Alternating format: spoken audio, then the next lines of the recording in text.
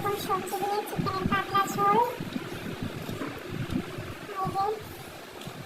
চলে গেল খাওয়ার জায়গায়, আবার চলে